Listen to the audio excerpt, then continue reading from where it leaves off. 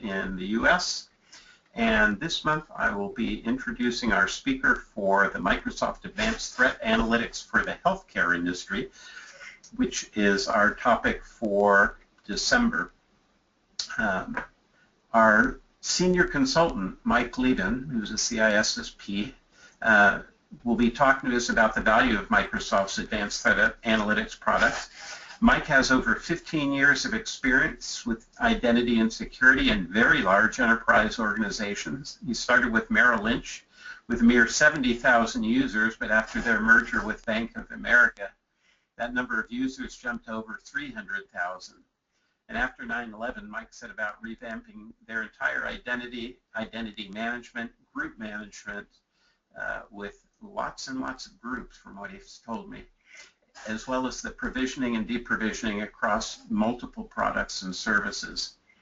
In 2010, Mike joined Oxford Computer Group, where he's helped develop our Active Directory administrative practice with an emphasis on general domain security.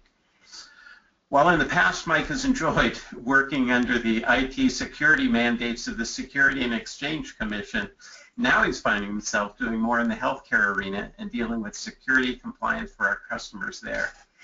We actually have quite a number of customers in the healthcare vertical, and this is our first monthly webinar where we've decided to take a look at that particular vertical specifically. Mike, if you could advance to the next slide. We've got a couple of intros here that we'll get through very, very quickly, and then I'll let Mike do all the talking.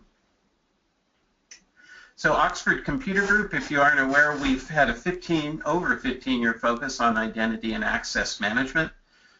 During that period of time, we've been Microsoft Partner of the Year 6 times, and in the last 3 years, we've had 2 years of identity and security, and the very past year we were elected the EMS Enterprise Mobility Suite Partner of the Year. We've delivered more than 600 enterprise projects in the US, the UK, Netherlands, and Germany.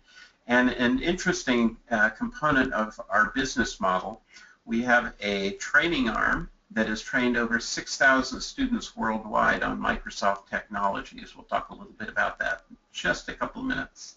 So, Mike, if you could advance the slide one more time and pass that little, there you go. Quick intro on our next month's webinar. We are introducing privilege access management, which is part of the new Microsoft Identity Management product, the MIM product, and that will be on January 27th. We're already starting to see a lot of demand for privilege access management from our customer base. All right, on to the next slide, Mike. The training courses that I mentioned earlier, we have already updated our FIM, Forefront Identity Manager classes, and have been delivering the MIM Foundation and MIM Advanced Consultant classes. We're going to be redelivering those in a January timeframe, and the dates are up on the screen. You can register for those online, or you can give us a call at the number that you will find on the Oxford Computer Group website. We also have a brand new class, the Enterprise Mobility Suite Part 1, which also launches in late January.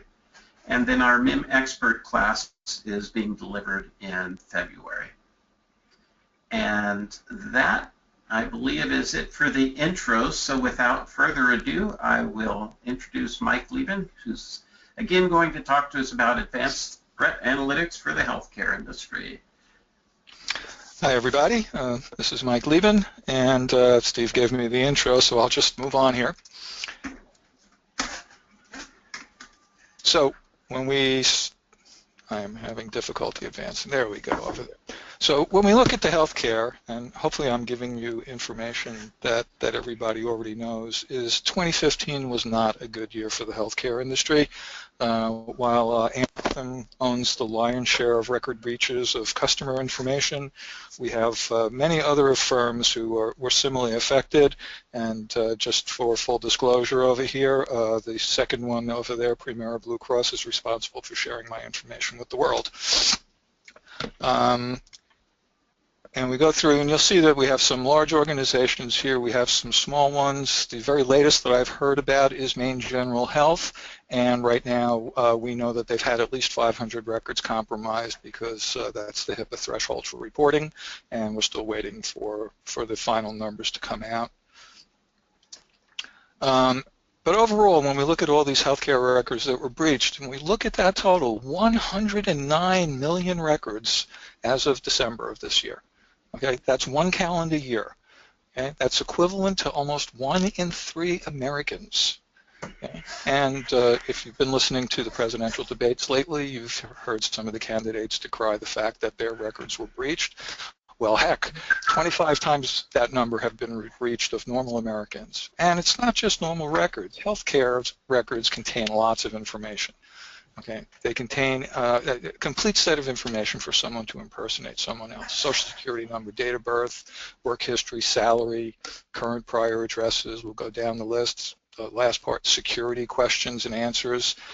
Okay, and the most revealing over here is not only do they have the records of the subscriber, but they also get the subscriber's family. So this means that the subscriber's children are now known out there, and their mother's maiden names are now known out there. And as we all know, that's a prime security question for credit cards and other things that we go to. So this is very, very serious information. And for the companies, this becomes very, very expensive to deal with. They've lost the data. Well, we'll come to that.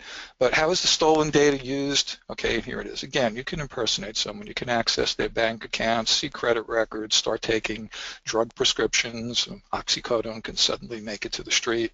You know, someone else can literally impersonate the person, get a job, get paid, but not have to worry about the taxes. They can open a bank account, open a brand new credit card, and suddenly charge up things on someone else's record. We've all seen some of these things in the news, but this is reality. It does happen, right? And of course, for the firm, the consequences of an attack, you've got financial losses, business disruption, damaged brand. You're out of business for a while, and God knows how long it takes to put things back. There's the actual costs of remediation, and there's the costs that you have to send to the client. For example, you get credit report monitoring, which has to cost at least a few dollars per person. So, you know, even if you look at at a small attack, $3 million, having to cough up $3 million for credit reporting is, or more, is quite a hit. You have to do all the mail communication with all the people. It's very disruptive and takes a lot of it. And of course, at the very, very end, there are adjustments in the C-suite of the organization, and quite possibly adjustments made further down the line. I suppose it's good that unemployment is low lately, but nonetheless. And the most important is, especially in the healthcare industry, being compliant, and we all are HIPAA compliant, and we strive to be, but it doesn't mean you're secure. Okay? And it's a very important thing to understand, is compliance is basically sitting there and prove that you can, that you are acting according to some documented standards, either from a third party or within your organization as well. Okay? Basically says these are the rules and that you're following the rules. And unfortunately, a lot of these compliance specifications are static in nature, and we all know when we go out into the real world that the hackers are anything but static. They adapt rapidly, and most organizations have trouble keeping up. Okay, so why do we have a problem? Well, all the money we've spent on security appliances and monitoring and everything else over the years, it's just not working. We've perhaps guarded against the wrong things, but again, the hackers are adaptive. They're looking, they know what you're checking, what you're blocking, and they try to do something else. Okay? Now, the other problem you have is existing systems are complex. they take weeks, months to implement, sometimes years, and they could take many more weeks, months to fine-tune. You want to create the rules, set some baselines and thresholds. You go out, you run it, and you come back, you reevaluate it, then you go and you fine-tune it, and that's why I call it rinse and repeat, because it's an ongoing process to establish the rules and an ongoing process to spot the threats, see what threats you're interested in.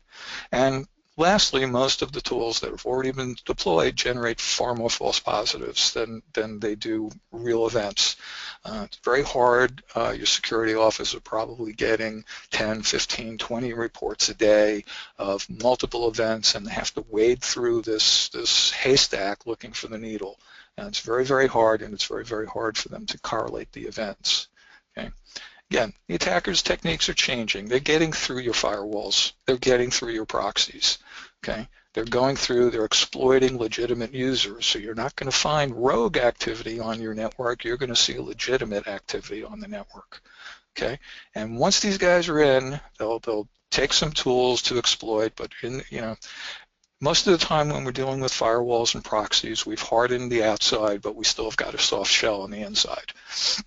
And that's the case. The attackers are getting more sophisticated. Okay, they know what's going on. They're getting into the network. They're looking for holes, and this is what they do 100% of the time. And most importantly, when they get on the network, they could stay there. Verizon put out a report a couple of months ago. I think they said 8 months, 240 days is the approximate time that attackers, is the average time attackers are on a network before they're discovered. Okay. And even once they're discovered, they become hard to eradicate. So, in most cases, they're sitting there, they're laying low. They get onto your network, they're going to look around, they're going to do lots of reconnaissance, and they're going to do everything they can to keep from being noticed. Okay. Now, identity has become all important in when it comes to these attacks. As I said earlier, they either are legitimate users who are on your network who are doing bad, and we all may have bad actors in our employ, unfortunately. But more often than not, we're actually going to find attackers who have compromised someone else's credentials and are using them to traverse your network. And as you can see here, 3/4 of the attacks can be traced to leaked or stolen credentials. Okay, so identity is the new perimeter. Okay. The key thing that an attacker wants to do, and we hear from Microsoft especially, is that the gold standard, the gold mine that you can get is to try to get a privileged Active Directory domain account, especially someone who's an Active Directory domain administrator. Why? Because if you are an Active Directory domain administrator, you have access to all computers in the environment by default, and you are a local administrator on every one of those computers. So if you can achieve that credential, they own your organization. You don't own they own your directory, they own your computers. It's game over. Okay. So, and what they do is while they're looking for users with privileged access to important systems. So we may hear that the domain administrator account is all important, and yes it is, but there are lots of other privileged accounts in the environment that could yield lots of other information, lots of other control that attackers are after. Think of possibly HR administrators, certainly database administrators, exchange administrators. They get in there, they read everybody's email. So there's lots of content over there. And then I put help desk users over here because they are the hidden user here. Frequently, they are very, very privileged. And when I say a help desk user, it's more of a service desk user. So a user has a problem, they call up the help desk comes in and either remotes in or to the person's desktop, looks around and tries to fix it. And you'll see a little bit later why that presents a problem. But nonetheless, just once I can get a compromise credential of this help desk user, I've got significant power in the environment that I can exploit. Okay. All users are ultimately targets. Okay. What the hackers do, when they break in now, is they just want to get a legitimate user in your domain. From there, they're going to employ a variety of techniques to sit there and try to elevate their privilege within that so that they could do more. Okay. And so users are technically a weak link, okay, and if anybody's ever tested this, and we've got several organizations that have sent out some test emails to see how their people behave, is despite all the education that you give your users about not clicking links in their email, that they don't know about, they're going to do it anyway. And unfortunately, that's a key attack vector for implementing some malware or some exploit on the person's machine. And when I say malware/exploit, I want to stress that these are things that are not being caught by antivirus and anti-malware programs. All of these new exploits that are coming in are adapting faster than the vendors can keep up. So we have lots of what I'll call zero-day attacks, but we just have attacks that have a signature that they have not experienced. They have not seen it before, and this is how the users are getting in. And the other thing is users don't like to change passwords, okay? And most of the time they're going to use passwords that are easy to guess. Now, most of us have a fairly standard setting of 8 characters minimum with complexity, which means I have to have an uppercase, a lowercase, and either a numeric or a symbol. Well, I've got 3 examples over there of what I'll call easy to guess passwords that you probably have users taking advantage of in the environment. So if an attacker comes into the environment, the first thing they're going to do is they're going to find a list of your accounts, which they can easily see from Active Directory, and they're going to start going out and start doing a little bit of a dictionary attack and do a couple of days so they're under the radar. But they're going to start with the passwords that are most commonly used because it's the highest probability that they're going to succeed. And again, once they have another account on the network, they're spreading around and doing damage. Okay. Oops, there we go. Now, as I say, the attacks, they're being made with legitimate credentials. I come in, I spoof someone else's credentials. I travel the network, and as far as every security device in your firm is concerned, I am acting as that person. And therefore, I probably have lots of legitimate access inside your environment. Okay. The other thing is that the attackers are seldom, once they've compromised the system, they're seldom taking advantage of malware. Instead, they're taking advantage of legitimate tools that may already be deployed in the environment. PowerShell, command prompt, they can run some VB script or C script over there, and they don't necessarily have to import the files. They can type them onto a screen, or they can bring them in Notepad and then just drop them into the window. I know PowerShell, some of you who've used it, you get that thing that pops up and says, oh, I'm sorry, you can't run this script without setting execution privilege. Well, that's fine if you want to run a script, but if I want to type text interactively or copy it from the clipboard and paste it into a PowerShell window, nothing stops me. And then in some environments, we make use of, well, I guess they're Microsoft-owned NASIS internals tools, and some admins will legitimately use this to kick off processes on other machines and to do some investigation. Again, it's a very legitimate tool that we've all got deployed. One example there is PSExec, which happens to be very powerful, not popular. Now, one way to mitigate this is to actually put ACLs on some of these tools everywhere in the environment so only certain people can use them, but there's a lot of complexity involved with that. It's very, very hard to do and may be disruptive, so most firms choose not to. But once someone's on a machine, what they're trying to do is they're trying to get local administrator on a laptop or a workstation. And this is a very, very important credential for them because when they have that, they can read all the system memory. So that there's 2 accounts that have it by default on a workstation. There's the system itself, and a lot of these attacks will go off and actually run as the system account, and the other is as the administrator, which effectively can do everything. So administrator is root. It owns the box. It can do everything on the box. And the most important thing is when they're on a machine, okay, they can read from the memory. They can actually read plain text passwords if they're there and password hashes, and I'll show you a little bit of an exploit over there, and this becomes very important over there because they can literally act as someone else once they have either of these. Okay. Now, why are these guys doing it? Why are they coming in and getting to you? Well, money. Okay. They're all well organized. They usually don't work alone. They're probably working in teams 4 or 5 or more, with each one testing various exploits or various pieces of their targets. And and they're typically attacking more than one target at a time. Okay, and we don't really know about them, mostly because the breaches are not advertised. If I'm a private firm, I'm not going to advertise it, and if I'm a public firm, I'm going to sit there and I'm going to obscure it, so I don't want to make it look like I've got, you know, I've had terrible hacks. I'll expose it and I'll say, yes, some records were breached, but, you know, typically you're not going to let on how bad they are. And the worst part is a lot of people over there, it's like, these attackers are there, they're not even discovered. They've been sitting there doing their work for months, sometimes years, and the companies don't even know about it. I mean, how do the companies ultimately find out about it? Well, the FBI knocks on their door and says, hey, you know, we're seeing your public information in this place. Sometimes you'll have a business partner asking you what's going on in your network and why is this information available.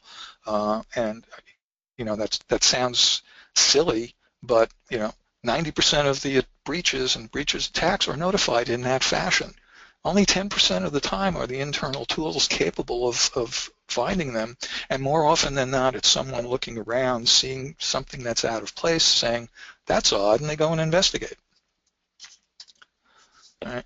So the new posture, the new model that most companies need to take, and one that Microsoft is offering over here, and this is based on Microsoft security investigations, their incident response team, and you know, anytime a Microsoft-related network is breached, they're involved. Okay, their position is assume that you're breached. Okay.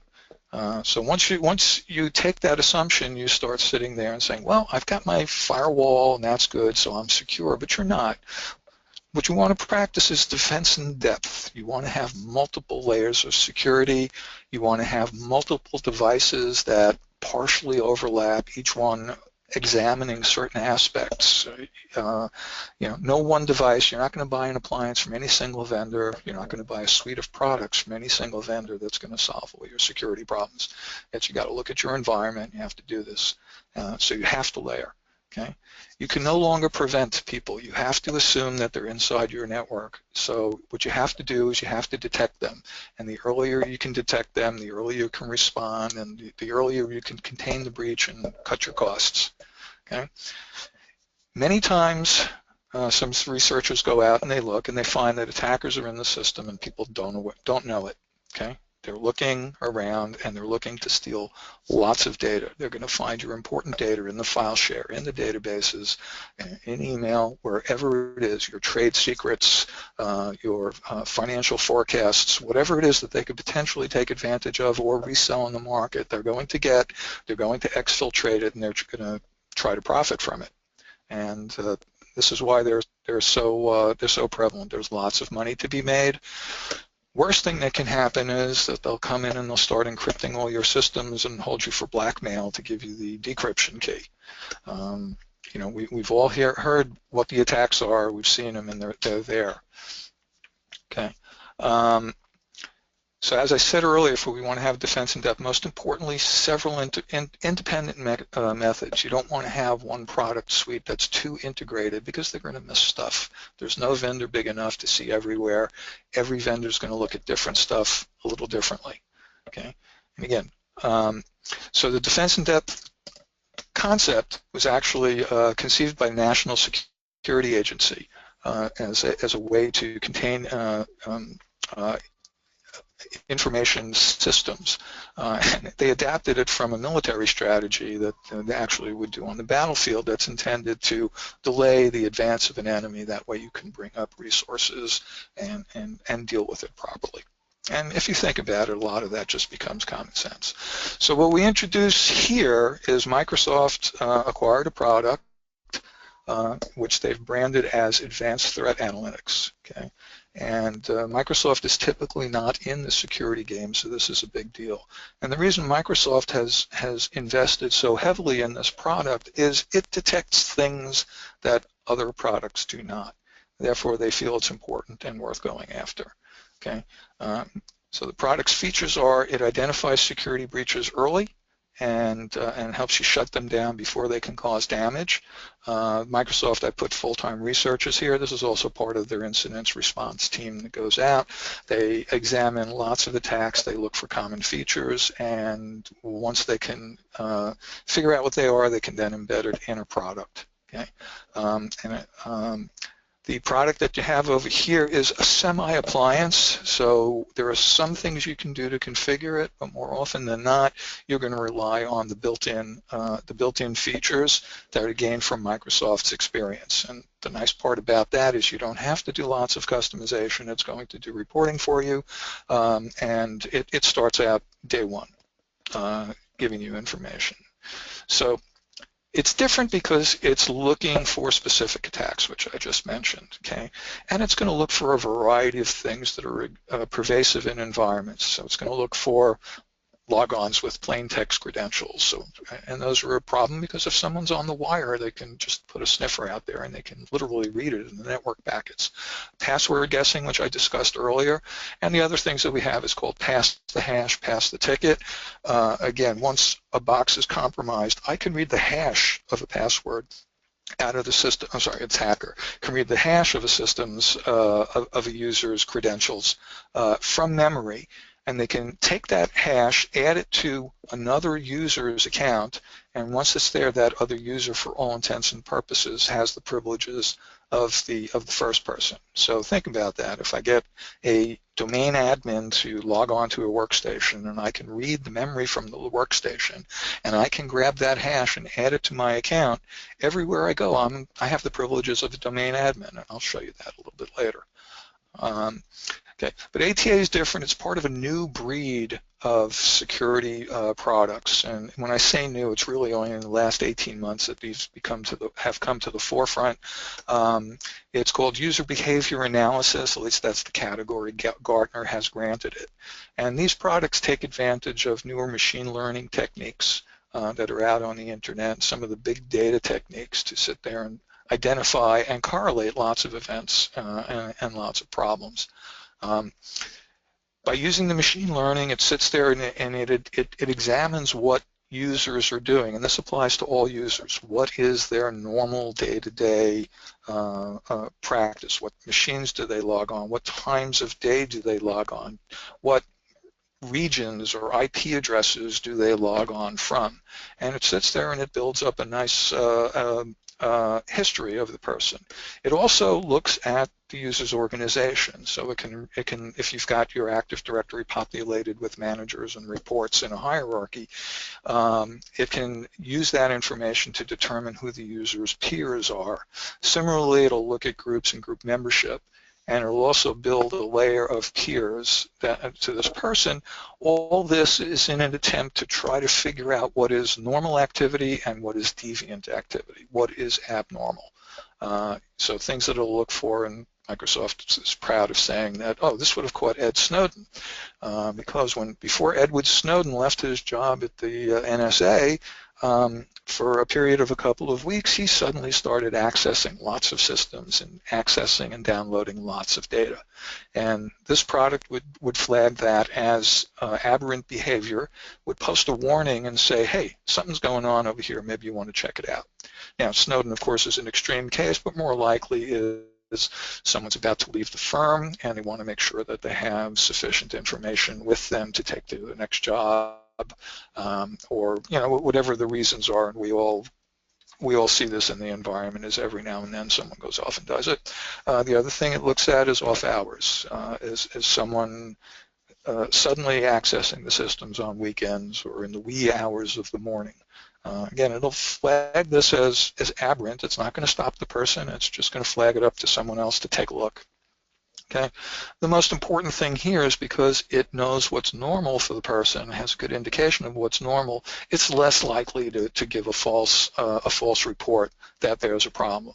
More frequently, you'll get this thing, you'll go and you'll investigate, and you'll see something's going on. Now, of course, it could be legitimate use. The person's on a new project and suddenly they're accessing these other systems and it's new, but nonetheless, it's something that you can investigate and really figure out.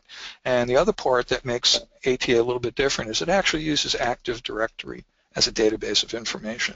It'll sit there, it'll get the user's account name, email address, whatever information you have populated in the directory, it has access to help you identify the person and better understand the relationships and activities that this person might be doing. Okay? So yeah, that's the machine intelligence end.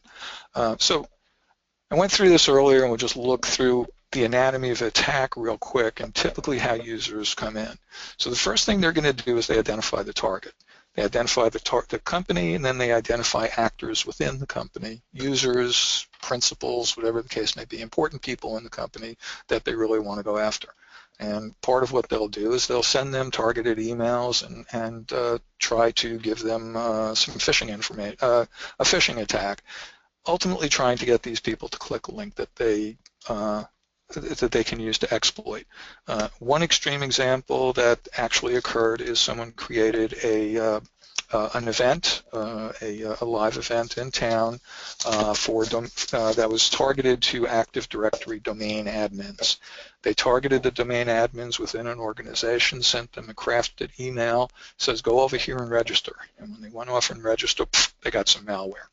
And from there, their machines were exploited. And I give that because that's a real example. Of course, I can't name the firm, but it happened. So once they're in, they've penetrated, now they've got a foothold. So they've got one machine compromised, and what do they want to do?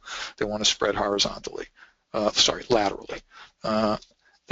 Once they can compromise a local machine's administrator's password, in most corporate environments, the odds are that there are lots of other machines that local account has access to. It's the same password across multiple machines because we've all got a base build or we're pushing something out through group policy, and that presents a problem.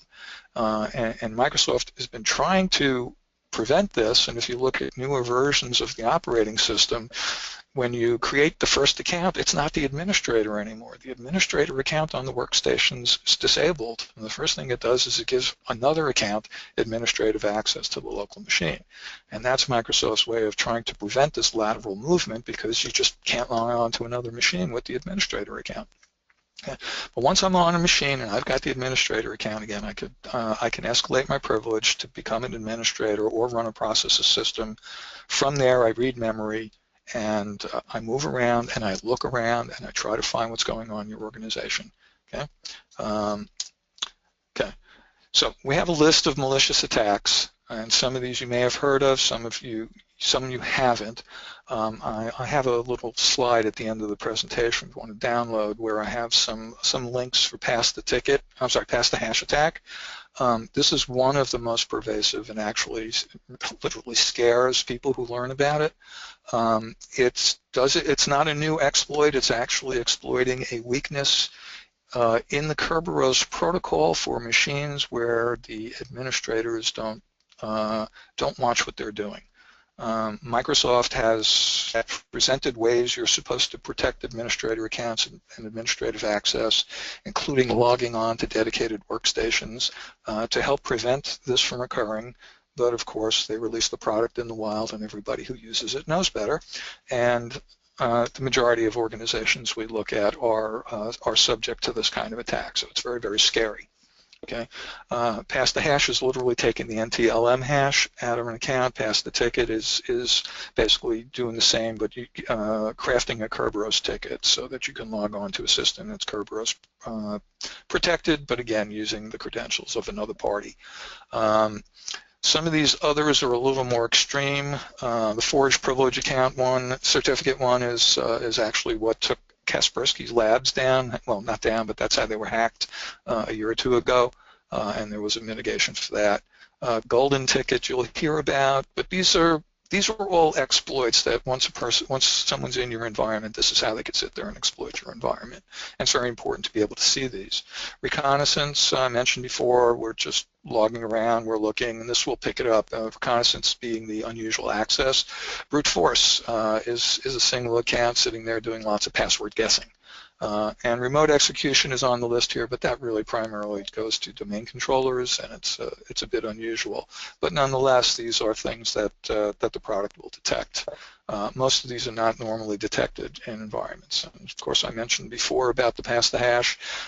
Here's a quote from Microsoft Principal Security Architect, and you just see that it's the one that everybody's scared of, including Microsoft. So it's very important to protect it, and we come to ATA because right now it's one of the only products out in the real world, possibly the only product that's capable of detecting it, and detecting it in near real time, which I'll demo. Okay.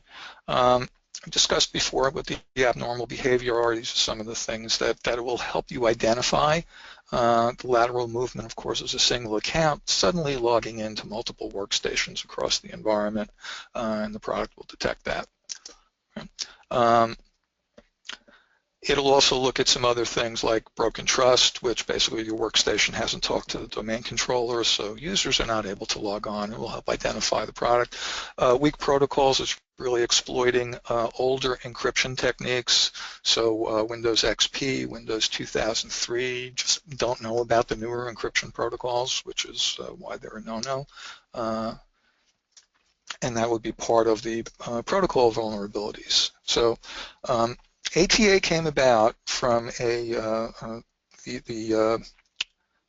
owner, developer of ATA, the product Microsoft acquired, was a pen tester, and he was at a bank, and he sat there and did his job, and after a week or two actually elevated his privileges up to be domain admin to the point where he literally owned their network and went on for another couple of weeks owning their network and performing his analysis and generating a report.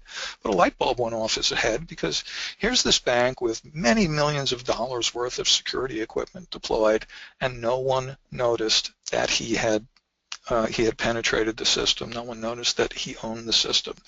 Okay, and it was a problem. So we got the great idea to go off and, hey, let's develop a product that does it. Microsoft was so impressed, they acquired it. Okay, so what it does, and it uses three main pieces of data. Most importantly is deep packet inspection. So one of the things that ATA does is we get port mirroring on a domain controller's network card. And we have it going to an ATA server. So at that point, it's seeing all the network traffic that's destined for a domain controller. Now, it's not necessarily a security risk over here, because it can't really read a lot of the important stuff. It's just reading what it can see in network packets, and that's part of where it picks up the plain text credentials being used. But the biggest part of it, it goes into deep packet inspection. It looks deeply into the packet. It understands. It looks at what the protocols are, and whatever it can define from the unencrypted portions of the packet, it does. And that's where it helps identify very many of these exploits, and we'll show that in a little bit. The other thing is it takes log file analysis. So if you've got an existing SIEM product deployed in your environment, it can feed syslog events over to ATA, and it could sit there and help correlate information that's coming from that product. In addition, is ATA can take anything that it finds, an alert or whatever, and it can actually write to your existing SIEM product saying what it found, and you can look for it all from that one database. Okay. It also goes in and looks inside of Active Directory, and as I said earlier, it sits there and uses that to leverage other information in their user relationships primarily. Logon information, it records passwords when they're last set, and again, we'll show some of what it's capable of in the drill down. So the big benefits here is it's fast, it detects fast, uses behavioral analytics to be accurate. It can adapt. Since it takes advantage of using machine learning, it sits there and understands what's normal in the environment and can help you identify what's abnormal. Okay, we have a simple attack timeline as a report. It's kind of a what do I want to call it? It's kind of like a Facebook kind of interface. So it helps you look. Okay. Most importantly, it reduces the false positives, and that's the Achilles heel of most products you've already got deployed. And it's fast. Okay, and I'll show it literally starts reporting on certain defects in your environment, reportable incidents in your environment, as soon as it comes up. And that's the case where it might find plain text passwords over the wire or similar. Okay, but because it uses machine learning, it learns, it adapts, it understands your environment, and again helps find things that are out of the ordinary. Okay, so other key features here is it supports all Windows logons. There's no agents that you're deploying anywhere. Nothing has to go onto a workstation or a domain controller. It sees every authentication that's coming into Active Directory, regardless where it's coming from: iPhones, Androids, iPads, Linux devices, even Macintoshes. So if it's an authentication, it sees it. As I said, it integrates with any existing SIM products. And it's fairly seamless. Port mirroring is very important because there's no trace that this product is actually monitoring the Active Directory, because it's just reading information from the network. There's no footprint inside of Active Directory except possibly a machine name if it's part of your domain. Okay. So here's how it works. So we'll bring it in, and ATA is the little box here. Is the gray oval over there, and it sits there and takes multiple sources. You said earlier, it starts reading packets from the network, everything going to your Active Directory. It analyzes the traffic and finds specific events, and then stores it in a database for reporting. Okay, it's on your environment. It's going to sit there. Once it's deployed, it's going to learn. It understands what's normal. Okay, it's going to detect things. If it finds a red flag, go off and do it. Okay. So this is the topology for ATA, and I know it looks like a very involved screen.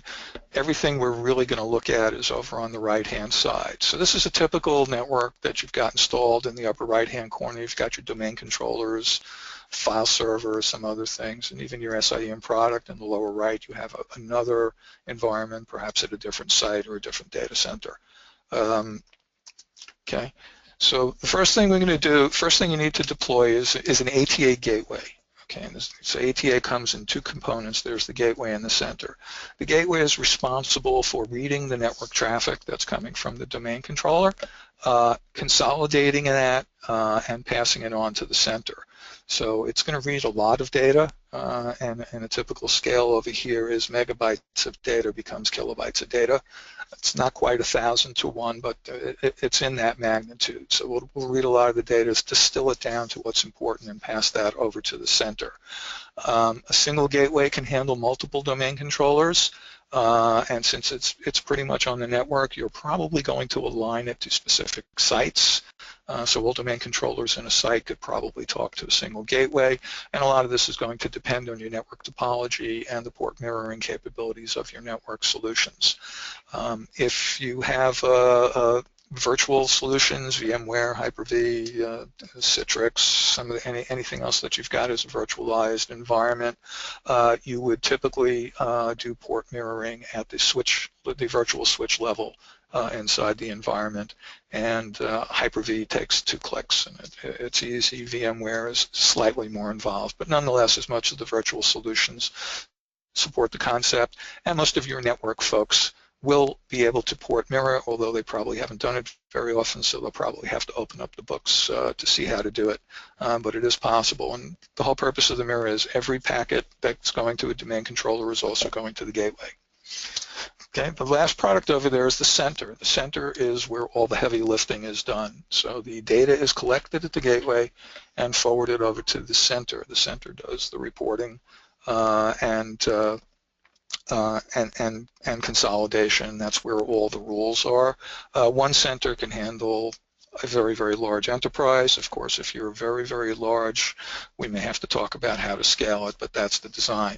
The center doesn't use SQL Server. The center takes advantage of MongoDB, and it's very important that this is a NoSQL database, and that's done just so it's dealing with lots of unstructured data and non-transactional data, so it makes a lot more sense to do it, and it's responsible for the social media style interface and reporting that you'll see the product has.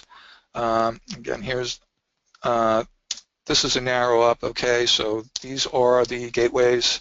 Again, just a little closer up, and this gives us a little more information about what the gateway does. It ultimately reports to the center.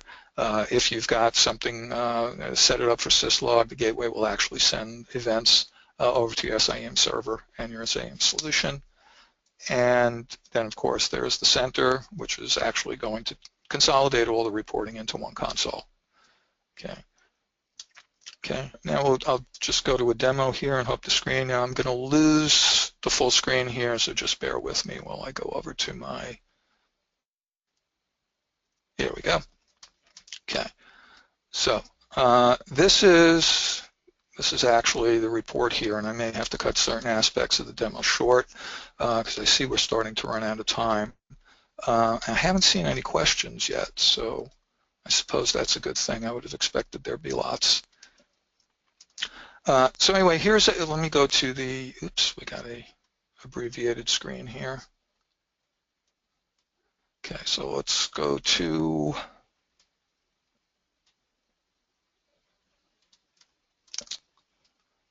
oops, sorry about that. I'm trying to get a full screen on here and I'm not. There we go. All right, so this is the typical console, and when I log on to the console, I'm typically going to look at reports, and this will give you a sample of the reporting that's capable. So these are events that I staged over here, so for the purposes of seeing what a report is. The first one over here, sensitive account credentials. I did a simple log on to the domain controller using plain text passwords, and that's what it's saying.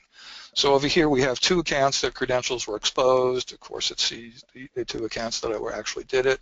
Yes, I know we're not supposed to use the domain administrator account, but I was setting up the environment and I hadn't quite adapted everything. The other account, the Michael L., which is me, is also a domain admin. Hence, it exposes this. We can go over, we can drill into my account over here, and we can see, first of all, security risk, my password never expires. But we can see it, it's in a plain location. This is a summary of my activities. Then we'll go over here. This is my accounts activity. So the password account was created, password was changed. When I created it, you'll see it's all on the same day. And then I moved it to another location in Active Directory on that date. Were there suspicious activities? Yes, I had a few suspicious activities over here. So we'll start off that we have, again, we went through the credentials were exposed. The credentials were exposed on these three computers, which is actually where I logged in, or one of us has logged in. Okay, I can sit here and I can look at the domain controller as well, which we know. But most importantly, I've got the events. I can actually look at the workstation, what the system knows about the workstation, things that have occurred on the workstation. All of these are sitting there gathering intelligence in one place. You could sit there and understand what's happening in the environment, what kind of threat is happening. Just go back to the top over here. Now, I created a pass the hash attack earlier, and actually I would like to show that to you right now. Oh, here we go again.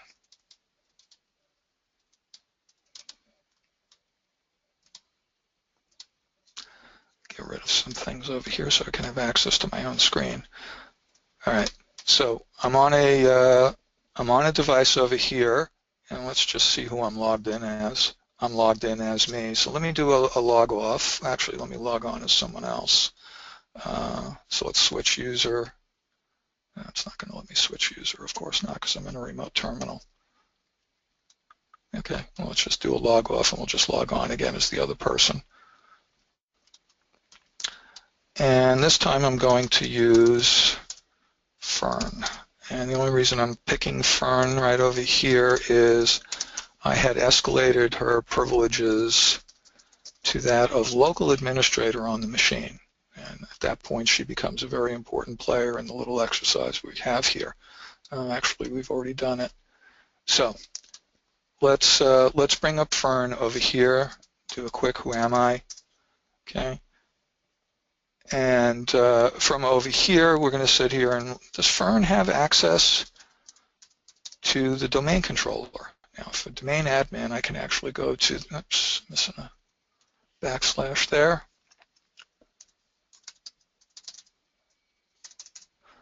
We all know Contoso, right? From lots of things, and well, yes, I didn't give it the actual file specs. So do I have access to the $C share on the domain controller? No, I do not. Okay. So what I have on this computer is a program called Windows Credential Editor, and we'll just go off to that folder over here. And Windows Credential Editor is a very, very interesting. Why can't I start the service? Oh, because I have to run as admin. Sorry about that. We still have user account control in place, so I need to have that. Okay, and we'll see. I am still Fern. Okay, but we're going to run this Windows Credential Editor. Now, this is a pen testing tool that's available out in the public internet. Okay, and again, it's for legitimate hackers. It's for ethical hackers to come in, and tool that pen testers would use. If it's brought into your environment, your antivirus solution should be flagging this as a problem software, and if it's not, you may want to consider a different product. There's another one that's very popular called Mimikatz. It's another hacker tool, and again, it's designed to sit there and run some of these attacks. These are demo software, again, put out by ethical hackers over there. The software itself, while it may be problematic, don't rely on your vendors for picking up variants of the software. The attackers are smart, they're going to change it. But nonetheless, the technique is there as a proof of concept, so you should be scared. Okay, so Fern is a local administrator on this workstation. She is not a domain admin, she's just a domain user. Now notice that Michael L. Me had been logged onto this computer earlier. Okay, my credentials in memory. These are these are the password hashes. This is my LM hash. This is my NT hash. Okay. Now, the other thing Windows Credential Editor does, which is really scary, is it'll sit there and look in memory, and if any of the protocols that I have in there have plain text passwords, well, guess what? There's the plain text password. You'll see Fern has the same password. So I've just read the passwords out of memory, and I hope you're getting scared. Okay. Incidentally, a computer is a user in your environment, and a computer account has a password as well. This is the password as best that this product can display it on the screen. The tool gives me the ability to save it as a file, so I can actually export it, and I can literally log in as the computer. So, the computer is just another user on the network. So if I'm on your computer, but I don't have the local admin, I still have access to the Active Directory. Now, the important thing that we have over here, and let me just copy this.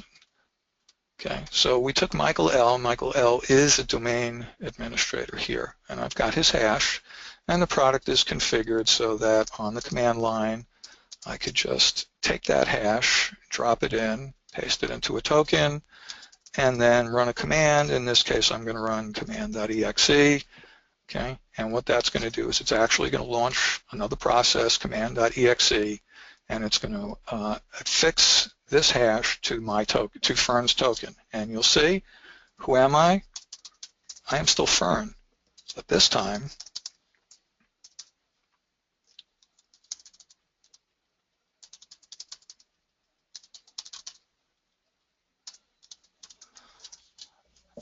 I'm going to have access. Of course, the demo gremlins are going to creep in. Oh, yeah, doesn't work because I spelled Contoso wrong, didn't I? There we go. I always wonder that the demo gremlins are going to come in.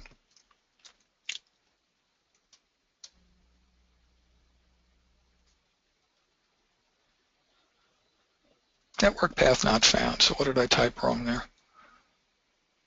Spelled Contoso again. Okay, there we go. So I've just looked at the directory. So in this process, I didn't have access. In this process with the hash token, I now have access to the domain controller. And if that's not good enough for you, let's just NTDS. Let's look at all the things. And there we have the NTDS.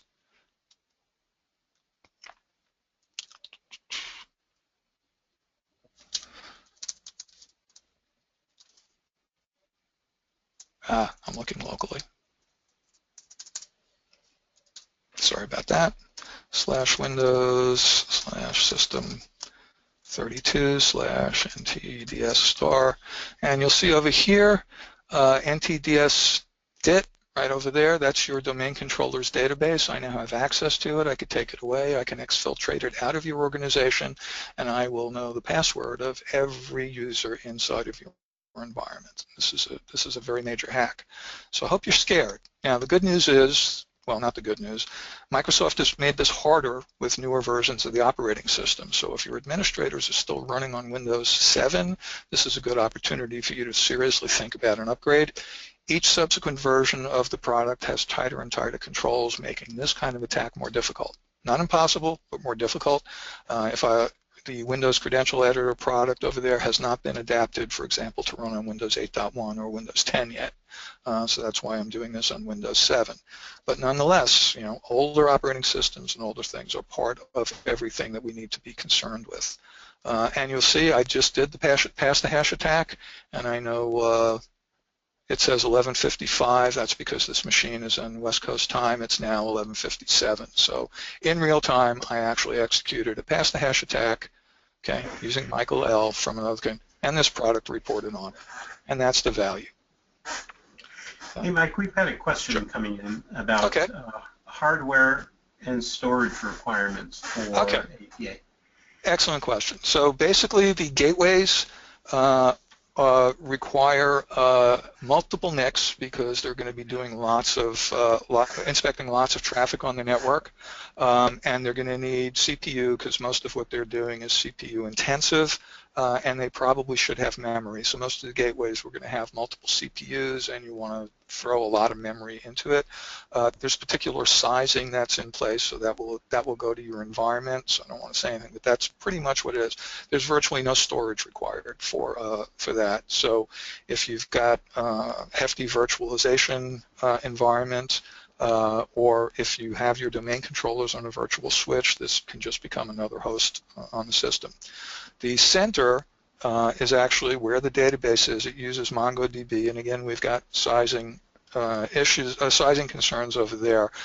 Storage for that is probably going to be in the terabytes, depending on the size of the organization. Certainly hundreds of gigabytes for small ones, and we'll just size that based on the anticipated volume that's going to come in over a lot of time. That's also going to need CPU because it's dealing with a lot of data, and of course, if you've got data on disk, the more memory you have on the system, the more responsive it could be. That's it, but you only need one.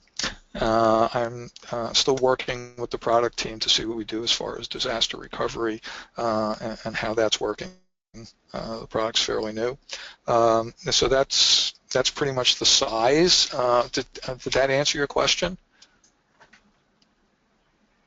We'll have to wait to hear.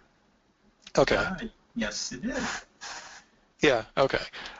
It's very easy to deploy. Now, I know the first thing that comes into your mind is, well, let's get this into a dev environment. And the first thing I can tell you is if you put this in a dev environment, you're not going to see much because users are not doing anything in the dev environment. Nothing interesting is going to come up. So you may want to just kick the tires in a development environment, see what it does, but the real value it's going to have is by deploying it in production. And most of the cases, that's what most of the pilots have been to date. Now, you don't have to do your entire environment. You can just have it and set it up on one or two domain controllers and just set up the center to kick the tires and just see what comes up. So you're not going to get comprehensive reporting of everybody doing everything because they're all doing it on different domain controllers, but you'll certainly get a sense of what's going on those 1, 2, 3, however many domain controllers you have. What am I seeing? Is this valuable? And then you can expand it to the rest of the organization. Okay, I see we're at the top of the hour over here. I have time. If you have, I'll stay on and I'll certainly entertain any questions that you may have. And if not, we have contact information inside the presentation that we could do for follow-up. I would encourage you to download the presentation at the end. And again, you can reach us. So here are some of the sample reports that we actually had, abnormal behavior kind of reports. And again, these are all clickable. You can go in. Here was a brute force where I basically just found a whole bunch of attacks and I was doing a dictionary guessing. and it ultimately reported on that. The threshold on this is set fairly high, so I had to do a large number until it actually showed a report. And, whoops, and such. Well, there is a deck, and if it's not there, I'll get it to you. I encourage you all to go out and do lots of research on pass the hash and other related privilege escalation attacks. They're important, and you are vulnerable. Your existing products are not keeping up with this one, and that's why Microsoft felt so strongly about getting this one into the hands of users. Now, in addition to that, we do lots of other Active Directory consulting and lots of security if you want help with administrative practice. Getting your administrators in line so you're less susceptible to this kind of attack. Certainly, we can assist you with that. And I'll leave it at that. All right.